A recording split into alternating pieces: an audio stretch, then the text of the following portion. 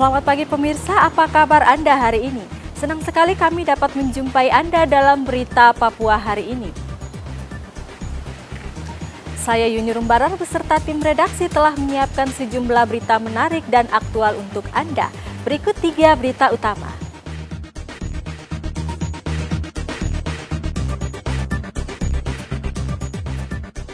Pesawat jenis karavan yang mengangkut 6 penumpang tergelincir di Bandara Bilorai, Kabupaten Intan Jaya.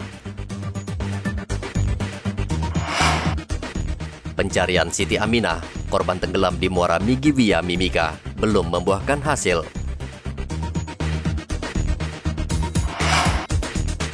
Harga cabai di Pasar Wamanggu mahal.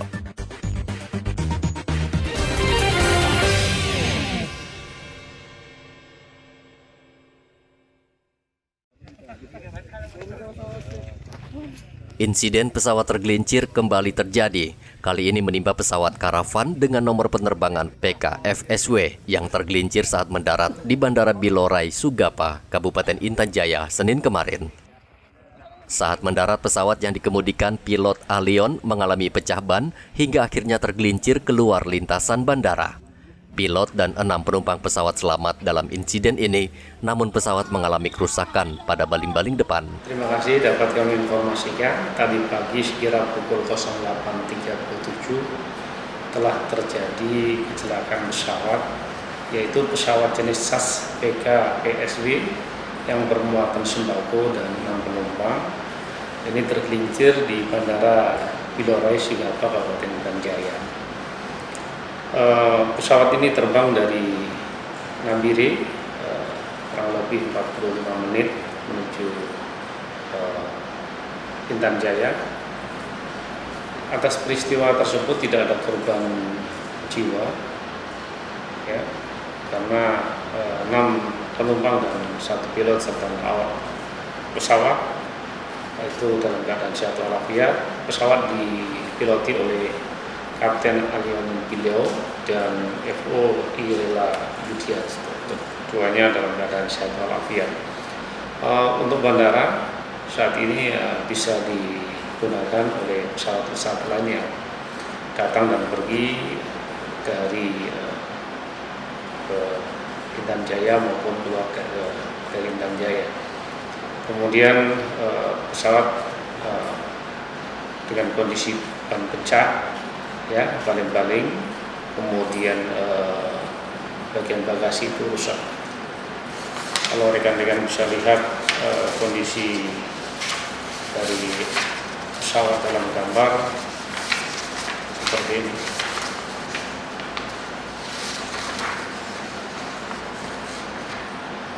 Karena di pesawat itu muat barang-barang, selain 6 orang penumpang ada bangunan, terus kemudian dan barang-barang lain. Pesawat terbang dari Bandara Nabire, selain membawa penumpang, pesawat juga mengangkut bahan bangunan dan sembako. Dari Mimika, Papua, Igobat Momolin melaporkan.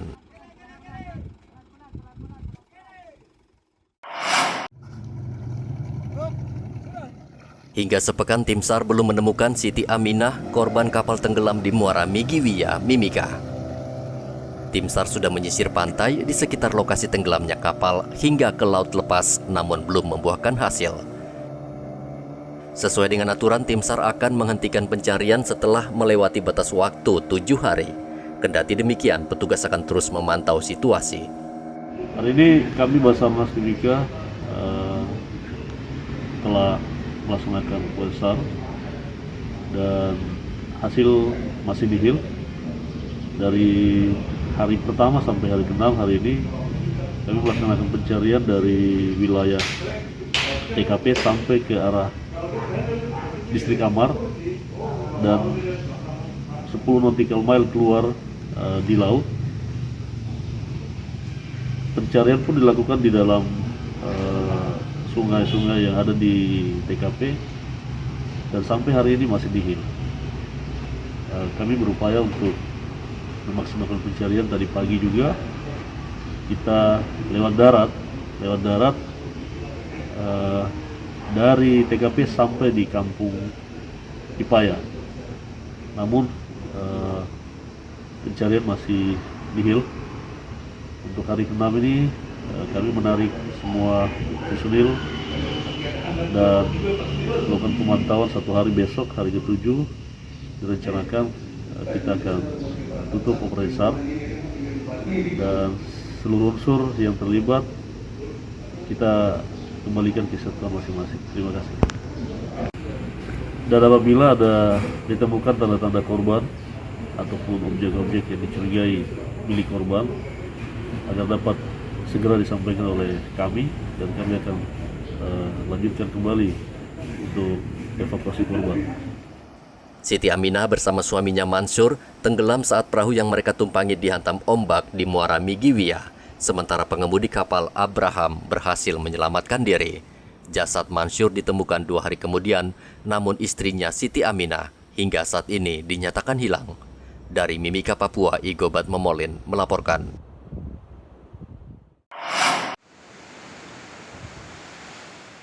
Gelombang air laut yang terjadi selama sebulan terakhir menyebabkan kehidupan nelayan di pesisir pantai Lampu 1 Merauke porak-poranda. Dahsyatnya hempasan gelombang menyebabkan banyak pohon yang tumbang serta menghanyutkan karung-karung pasir yang dibuat warga untuk menahan abrasi laut. Warga di kampung nelayan ini berharap bantuan pemerintah untuk membenahi kawasan pesisir sehingga mengurangi dampak abrasi laut. Upaya masyarakat seperti apa di pasar untuk membendung ombak ini? Ya, kita tidak bisa bilang apa-apa ke siang ini karena pemerintah belum ada sedikit ini toh informasi begitu. Sedangkan ini kan ombak setiap tahun dia kikis masuk ini sampai 5 meter. 5 meter setiap tahun itu Pak ya? Setiap tahun. Jadi banyak yang roboh ini apa ini Pak? Banyak rumah batu ada. Iya yang roboh itu ya? Iya yang roboh itu. Pohon-pohon juga Pak? Pohon, rumah panggung. Roboh semua ya Pak ya? Roboh semua. Jadi caranya sekarang warga bagaimana caranya untuk antisipasinya? Ya baru-baru ini seperti ini contohnya rumah ini kan kemarin kan tak gantung dia punya. Iya. Nah, kemarin kita gotong royong untuk kasih geser masuk lagi. Oh gitu. Iya. Jadi buat ini saja ya, masukkan pasir ke dalam karung. Iya. Tapi itu efektif atau tidak Pak Eksika? Apakah bisa berhasil tidak itu? Ya bisa berhasil tapi namanya gelombang setiap tahun. Pasti kembali lagi ya? Pasti kembali lagi, malah dia tambah masuk, kikis lagi tambah masuk. Masuk lagi ya? Iya tambah masuk sampai di pemukiman sampai di jalan raya nanti tidak tahu ini banyak orang bilang tahun 2025 ini nanti di pinggir-pinggir semua di sini rumah-rumah sudah rata ya? Iya sudah rata. Abrasi air laut secara perlahan dan pasti akan mengikis kawasan pesisir. Warga di daerah ini khawatir permukiman mereka akan tergerus dan hilang disapu abrasi bila pemerintah tidak segera turun tangan.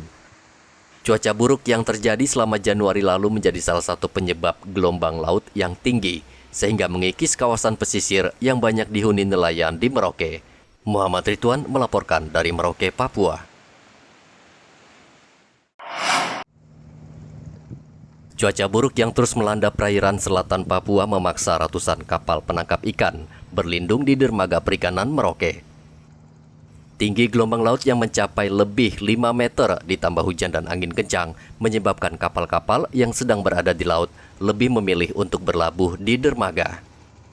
Udin, seorang nahkoda kapal penangkap ikan mengatakan sudah lebih 10 hari kapalnya berlindung karena cuaca buruk yang tak menentu. Dari di pelabuhan ini nih?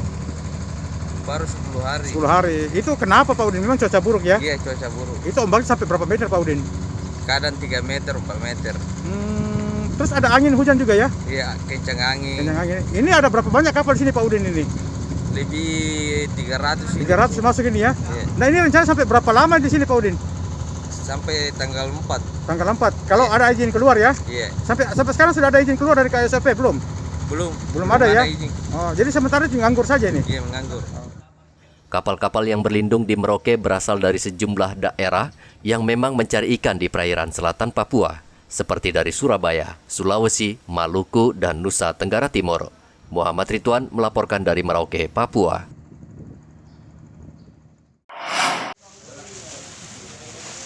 Musim hujan di Merauke menyebabkan banyak tanaman cabai mati, sehingga pasokan cabai berkurang dan harganya menjadi mahal. Saat ini cabai bisa dikatakan tidak tersedia di pasaran. Kalaupun ada, harga cabai mencapai Rp150.000 per kilogram. Tidak hanya cabai rawit, harga hampir semua jenis cabai di Pasar Wamanggu, Merauke naik. Lombok kecilnya sekarang kilo berapa dijualnya? Lombok kecilnya 140, cabai besar 150, cabai keriting 120. Itu kemarin sampai harga berapa kemarinnya itu, Bu? Kemarin sudah mulai 100 lebih Pak semua memang Pak. Ya, Harga sudah mulai menanjak semua. Dan dalam 3 hari ini udah naik, Bu, iya. ya? Bu, kenapa sampai bisa seperti itu, Bu? Karena cuaca juga hujan Pak. Hujan, Jadi ya? cabai banyak yang rusak. Tuh banyak yang gagal panen juga rusak Pak karena hujan. Jadi itu yang bikin faktornya harga naik. Oke, ini yang jual cabai ini kan hanya beberapa pedagang saja, tidak semua ya? Iya. Memang susah dapatnya ya, Bu? Iya susah Pak. Karena banyak yang kosong. Kurang. Banyak kosong ya? Iya mulai berkurang cabai. Ini kira-kira bakal naik lagi ya, Bu? Kira-kira? Insya Allah bakal naik. Apalagi momen mau lebaran. Iya, Iya kan? puasa ya, naik lagi ya, Bu. Menurut pedagang, 3 hari sebelumnya, semua jenis cabai dijual hanya kisaran Rp120.000 per kilogram. Pedagang memperkirakan harga cabai masih akan terus naik seiring musim hujan yang masih terjadi. Muhammad Ridwan melaporkan dari Merauke, Papua. Sekilo 140. Harga daging di Pasar Wamanggu Merauke saat ini sudah kembali normal. Sebelumnya, warga sempat mengeluh harga daging yang mahal. Harga daging saat ini berkisar Rp120.000 per kilogram. Menurut para pedagang daging di pasar ini, harga tersebut sudah turun selama sebulan. Untuk sekarang ini harga daging sapi berapa? Harga daging sapi dari bulan 12 yang kemarin 2000 ini harganya 130-150. Bulan 1, bulan 2 sampai bulan 2 sekarang sudah turun 120. Kenapa bisa turun seperti itu? Pengaruh ini juga maksudnya daging sapinya di lokasi. Banyak ya? Iya, stoknya banyak. Stoknya banyak ya? Iya, banyak. Kira-kira bakal akan naik lagi untuk harga dagingnya nih? Naik lagi. Nanti bulan puasa, mau lebaran. Berarti bulan depan ya? Iya, bulan depan. Kira-kira naik sampai harga berapa? Kalau naik 10.000 lah. 10.000 ya? Iya, Berarti 130. 1,3 ya? Iya. Oke. Meskipun demikian, pedagang tidak bisa menjamin harga akan terus turun, bahkan kemungkinan akan naik pada bulan depan, khususnya memasuki bulan Ramadan dan perayaan Lebaran. Muhammad Ridwan melaporkan dari Merauke, Papua.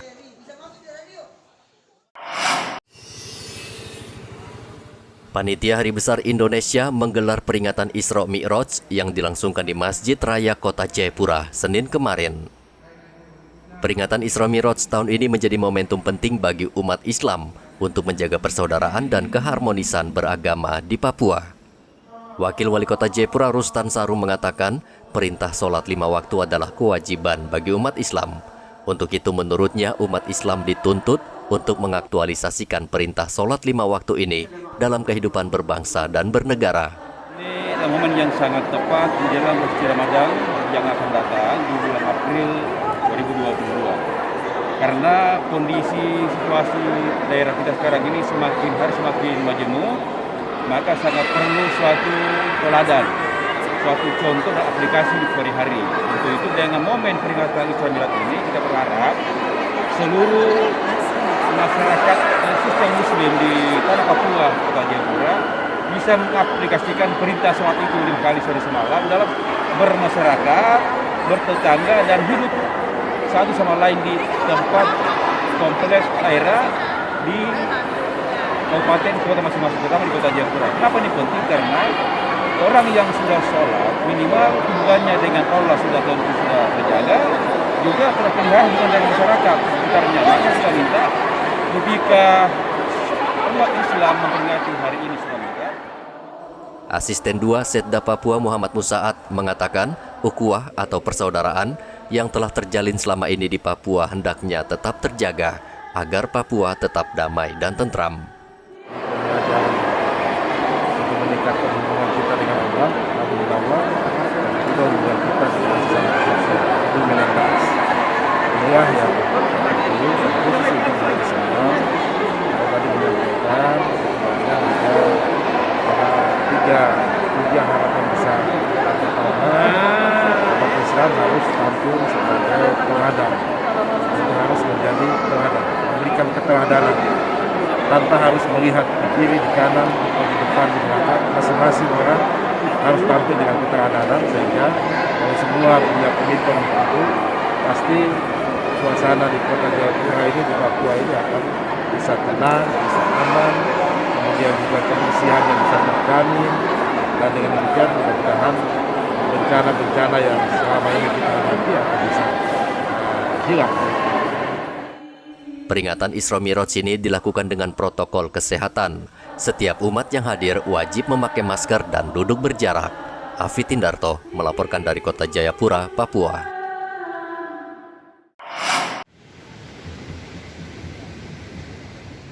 Ratusan umat Hindu di Kota Jayapura berdatangan ke Pantai Hamadi mengikuti ritual melasti atau penyucian diri Senin kemarin. Mereka membawa sesajen atau makanan seperti kue, buah hingga bunga yang ditata sedemikian rupa untuk dipersembahkan pada ritual ini. Sesajen tersebut merupakan simbol kecintaan terhadap Yang Maha Kuasa yang dipersembahkan umat Hindu Kota Jayapura demi perdamaian. Ketua PHDI Papua Ikomang Wardana mengatakan upacara suci melasti ini dilakukan dalam rangka kegiatan Hari Raya Nyepi Tahun Baru Saka 1944.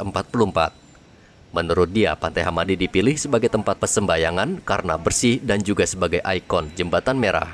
Saya mau tekankan di sini bagaimana kita meningkatkan kesadaran umat, karena selama ini manusialah yang memperlakukan alam itu yang seperti apa, seperti banjir terjadi, gempa bumi itu kehendak Yang Maha Kuasa, tapi kembali pada alam itu adalah ulah sifat-sifat manusia yang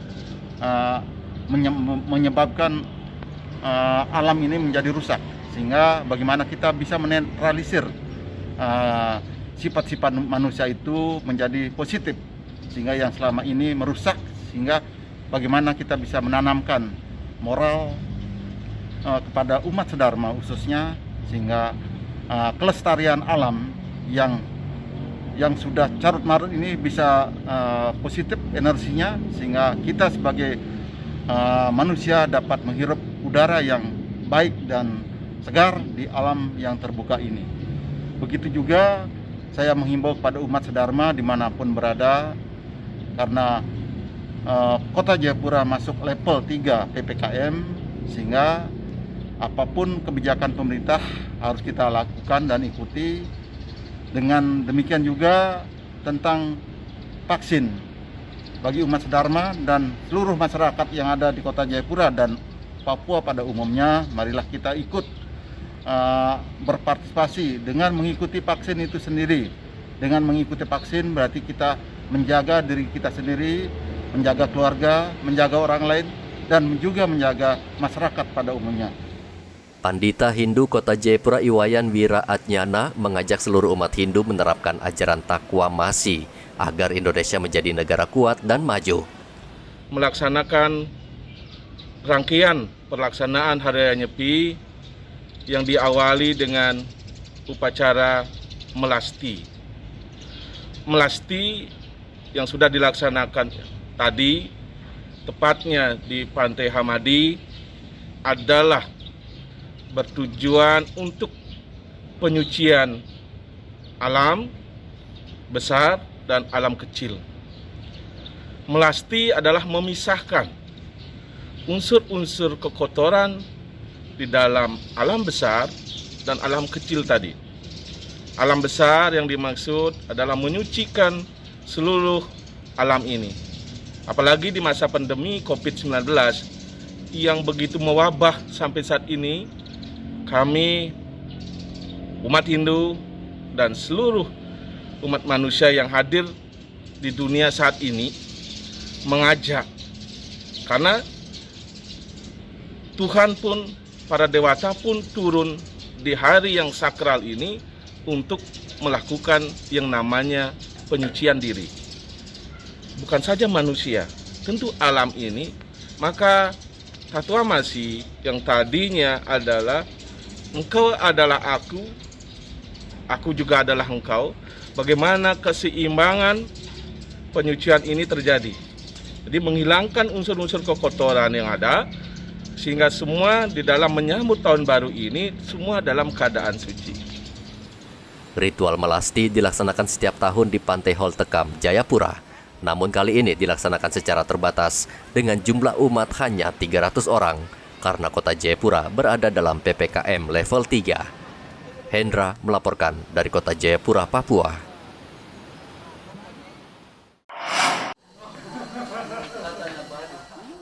Perikanan menjadi salah satu sektor yang berpotensi dikelola secara profesional karena Indonesia memiliki luas laut yang lebih besar dari daratan.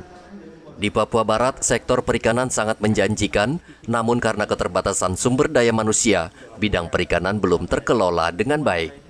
Ini menjadi salah satu tugas Politeknik Perikanan Sorong untuk menyiapkan tenaga terampil di bidang perikanan. Di lembaga ini, para taruna dibekali ilmu dan keterampilan modern sehingga bisa menjadi tenaga profesional di bidang perikanan.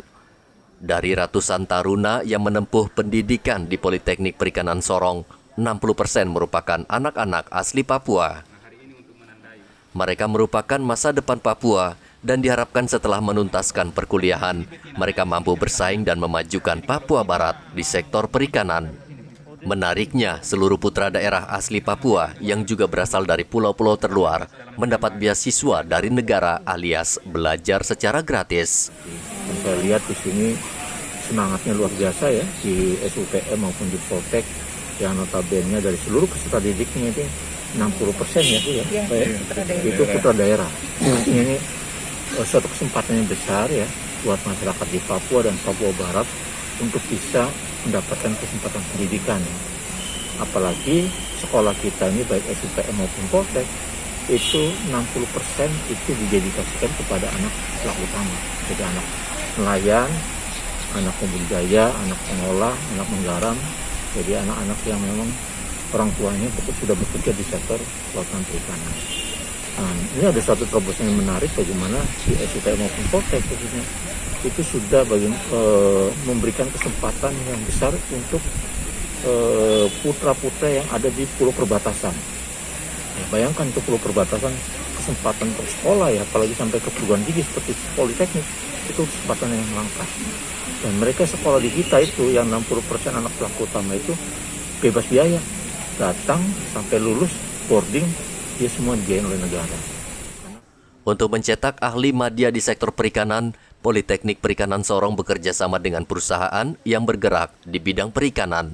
Misalkan mensejahterakan nelayan-nelayan, khususnya masyarakat pesisir. Kehadiran kita atau rencana kegiatan kita hari ini, penandatangan MOU dengan Politeknik Perikanan Sorong itu lebih ke sumber daya manusia. Jadi kita itu memang membutuhkan teman-teman lokal heroes yang berarti kan pahlawan lokal yang memang bersedia membantu untuk melakukan pembinaan ke masyarakat-masyarakat. Di Politeknik Perikanan Sorong, para taruna juga belajar bagaimana berwirausaha, seperti belajar mengelola bisnis kafe mobil. Seluruh operasional dikelola taruna, tentu dengan bimbingan dosen. Kafe mobil ini berada di area Politeknik Sorong dan hanya buka pada hari libur Sabtu dan Minggu. Topan melaporkan dari kota Sorong, Papua Barat. Informasi tadi sekaligus menutup jumpa kita dalam berita Papua hari ini. Saya Yuni Rumbarar dan tim redaksi yang bertugas mengucapkan terima kasih atas kebersamaan Anda. Selamat pagi dan sampai jumpa. Wanyambe.